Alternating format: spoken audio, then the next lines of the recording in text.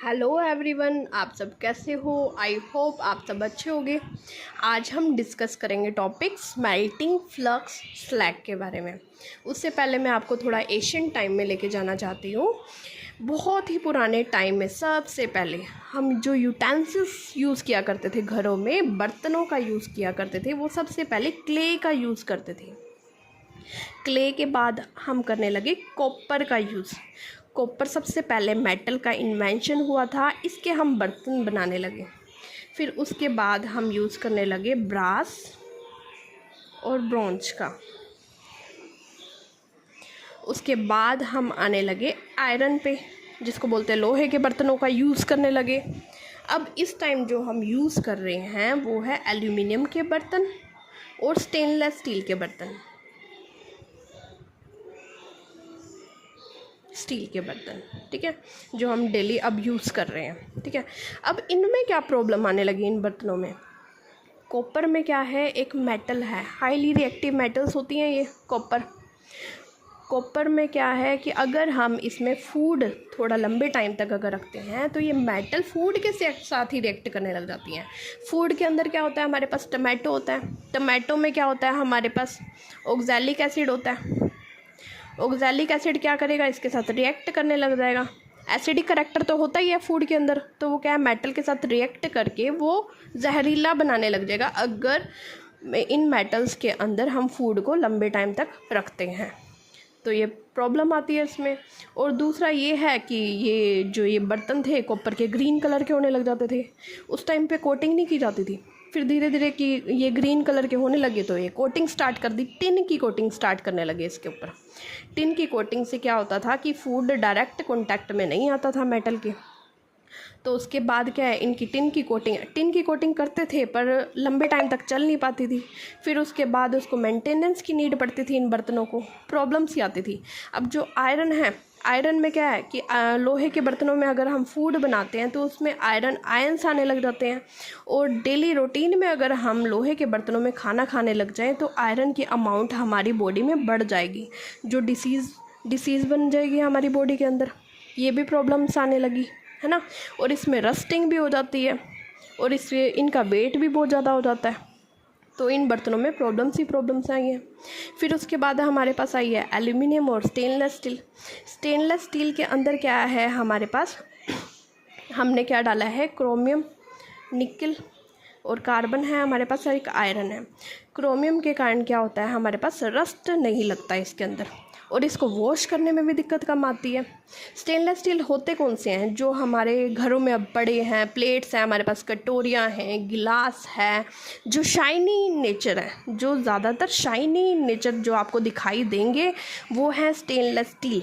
ठीक है, जैसे नमकदानी होगी, हम उसमें स्टोर करके भी रख सकते हैं फूड को, पत्ती होगी, चीनी होगी, ये सारे स्टोरेज के लिए आराम से हम स्टेनलेस स्टील में रख सकते हैं। और एल्यूमिनियम के बर्तन कैसे यूज़ होते हैं, एल्यूमिनियम के जो बर्तन हैं वो थोड़े से वेट में भी लाइट होते हैं। जैसे हम केक बनाते हैं उसके अंदर क्या एल्यूमिनियम का रखते हैं। एल्यूमिनियम का क्यों रखते हैं, क्योंकि ये वो जो heat, good conductor of heat होता है एल्यूमिनियम, जल्दी गर्म हो जाता है ये साथ में। ठीक है, और ज़्यादातर कुकर भी हैं हमारे पास हैं, कढ़ाई है, वो एल्यूमिनियम की बनाई जाती है। इसमें खाना अगर स्टेनलेस स्टील में बनाते हैं तो वो चिपकने, स्टिकी करने लग जाता है, तो प्रॉब्लम आती है। तो इसलिए प्लेट्स, कटोरियाँ, गिलास, चम्मच, जितने भी शाइनी आपको किचन में दिखेंगे वो ज़्यादातर स्टेनलेस स्टील ही दिखेंगे आपको। ठीक है, अब मैं इसको क्यों करवा रही हूँ। ठीक है, अब हम आते हैं कॉपर पे। जब हमारे पास कॉपर मिली थी, कॉपर हमें सबसे ऊपर ही लेयर पे हमें अर्थ में इजीली मिल गई थी कॉपर नेटिव स्टेट में। ठीक है, इसको इनके बर्तनों को बनाने के लिए हमें स्मेल्टिंग या कैल्सिनेशन या रोस्टिंग की नीड ही नहीं थी। क्यों, क्योंकि हम इसके अंदर इम्प्योरिटीज़ ही नहीं थी इतनी कि हमें कैल्सिनेशन, रोस्टिंग, स्मेल्टिंग करवानी पड़े। तो क्या हम क्या करते थे, इसको थोड़ा गर्म करके इसके बर्तन बना लेते थे आराम से। फिर उसके बाद ये हमारे पास ख़त्म होने लगे धीरे धीरे ऊपर के लेवल पे। फिर हमने अंदर ड्रिलिंग करके अंदर निकालने लगे और मिनरल और हमें मिलने लगे, पर उसमें इम्प्योरिटीज़ बहुत ज़्यादा थी। इम्प्योरिटीज़ को रिमूव करने के लिए हमारे पास कैल्सिनेशन और रोस्टिंग आने लगा।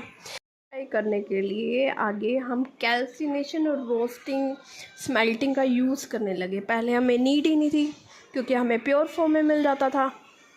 और हमें प्योर फॉर्म में मिल जाता था। उसके बाद हमने क्या किया, कैल्सिनेशन में क्या था हमारे पास, जो वो ओर का मेल्टिंग पॉइंट आने से पहले उतना टेम्परेचर हम उसको देते थे ताकि हम कैल्सिनेट कर पाएँ, मतलब कार्बोनेट ओर में से हम कार्बन डाइऑक्साइड रिमूव कर पाएँ।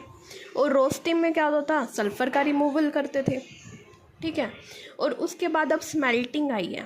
अब स्मेल्टिंग में क्या है, हमारे पास हाई टेम्परेचर यूज़ करेंगे।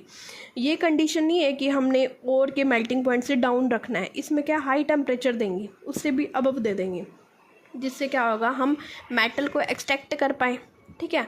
और कैसे अप्लाई करेंगे ये, हम रिड्यूसिंग एजेंट ऐड करेंगे, अप्लाई करेंगे, रिड्यूसिंग एजेंट यूज़ करेंगे, जिससे हम क्या करेंगे, ओर के अंदर से मेटल को एक्सट्रैक्ट करने का काम करेंगे। और कैल्सिनेशन रोस्टिंग में क्या था, इम्प्योरिटीज़ को रिमूवल करता था, मेटल ऑक्साइड फॉर्म होता था। ये कार्बोनेट ओर के लिए, ये सल्फ़र के लिए यूज़ होता था, सल्फ़र की रिमूवल के लिए यूज़ होता था। स्मेल्टिंग में क्या, हम मेटल की एक्सट्रैक्शन करेंगे रिड्यूसिंग एजेंट यूज़ करके, ठीक है। और ये किस मेटल्स पे एप्लीकेबल है ये देखते हैं हम, जो क्या है, मॉडरेट जो रिएक्टिव होती है, लेस टू मॉडरेट रिएक्टिव होती हैं। लेड यूज़ हो रही है, जिंक यूज़ हो रही है, आयरन हो गया, टिन हो गया, कॉपर हो गया। अब जैसे हमारे पास एल्यूमिनियम है, एल्यूमिनियम के पीछे मैं वीडियो बना चुकी हूँ, होल्स हेरोल्ड प्रोसेस, काफ़ी रिएक्टिव मेटल थी, ठीक है, इसमें काउंट नहीं हो रही स्मेल्टिंग में।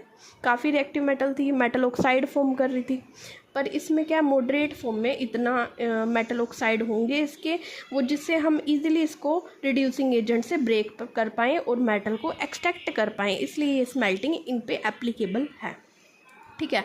अब ये देखो, जो हमने कैल्सिनेशन और रोस्टिंग की वीडियो में बना चुकी हूँ, कैल्सिनेशन में और रोस्टिंग में क्या था, टेम्परेचर बिलो लेते थे, पर क्यों लेते थे भाई, why temperature in calcination roasting process is below और मेल्टिंग पॉइंट।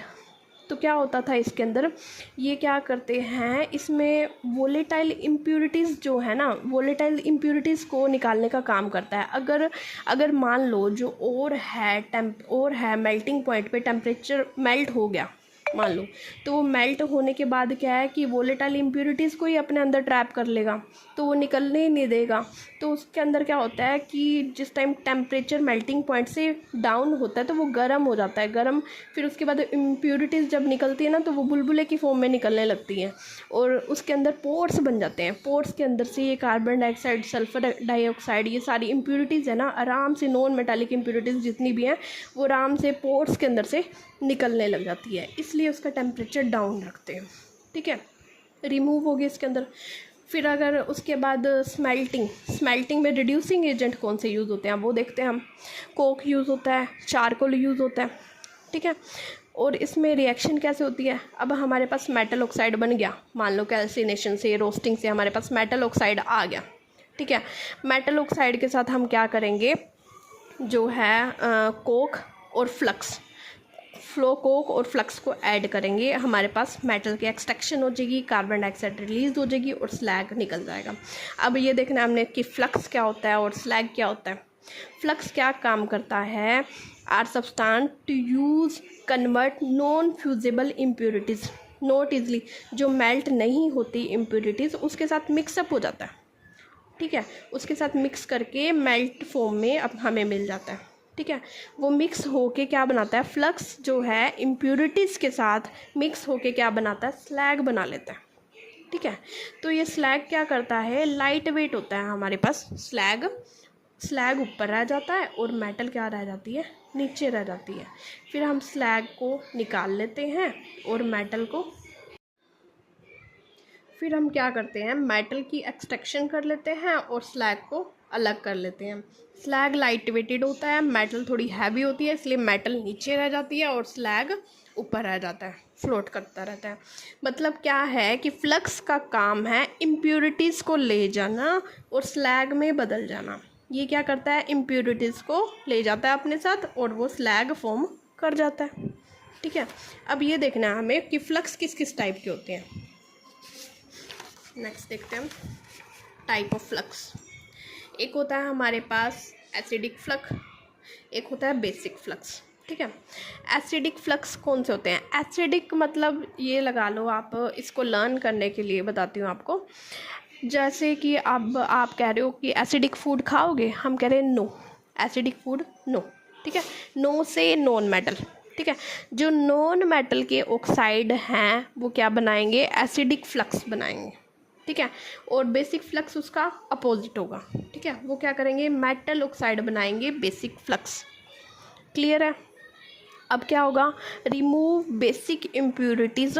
बेसिक इम्प्यूरिटीज़, जो एसिडिक फ्लक्स हैं वो बेसिक इम्प्यूरिटीज़ को रिमूव करेंगे, जो बेसिक फ्लक्स हैं वो एसिडिक इम्प्यूरिटीज़ को रिमूव करेंगे, ठीक है। ये अपोजिट है, ध्यान रखना, फ्रॉम मेटल और, ठीक है। अब ये एसिडिक फ्लक्स हमने यूज़ किया, ये है हमारे पास बेसिक इम्प्यूरिटीज़, तो ये बना लिया हमने, इसको बोला गया स्लैग। फ्लक्स क्या ले जाता है, इम्प्यूरिटीज़ को ले जाता है और स्लैग बना लेता है, ठीक है। अब बेसिक फ्लक्स क्या करता है, हमारे पास एसिडिक इम्प्यूरिटीज़ को ले जाता है, वो स्लैग बना लेता है, ठीक है। अब हमारे पास है न्यूट्रल फ्लक्स। न्यूट्रल फ्लक्स क्या करता है, ये इलेक्ट्रोलिटिक रिडक्शन के काम आता है। जैसे होल हेरोल्ड प्रोसेस में हमने इस फ्लक्स का यूज़ किया था, किस लिए यूज़ किया था, कि हम इसको लिक्विफाई कर पाएँ, फ्लूइडिटी बना पाएँ, जिससे हमें आयंस मिल जाएँ, ठीक है। Used in electrolytic reduction, decrease the fusion temperature, temperature को भी डिक्रीज करता है, इंक्रीज करता है फ्लूइडिटी को, टू ऑब्टेन फ्री आयंस के लिए, ठीक है। क्लियर आपको, फ्लक्स क्या है, स्लैग क्या है, और हमारे पास स्मेल्टिंग का यूज़ हम क्यों करते थे, पहले क्या करते थे हम, डायरेक्ट हम जब सबसे पहले करने लगे थे स्मेल्टिंग का ही यूज़ करने लगे थे, ठीक है। कैल्सिनेशन रोस्टिंग का यूज़ नहीं करते थे। जैसे ही हमारे पास इम्प्योर मेटल आने लगी, सल्फ़र की, कार्बोनेट की, तब हम कैल्सिनेशन रोस्टिंग का यूज़ करने लगे। कैल्सिनेशन रोस्टिंग के नेक्स्ट स्टेप में हम स्मेल्टिंग का यूज़ करने लगे। ये सब है हमारे पास smelting, flux, slag. Okay, thank you for watching my video.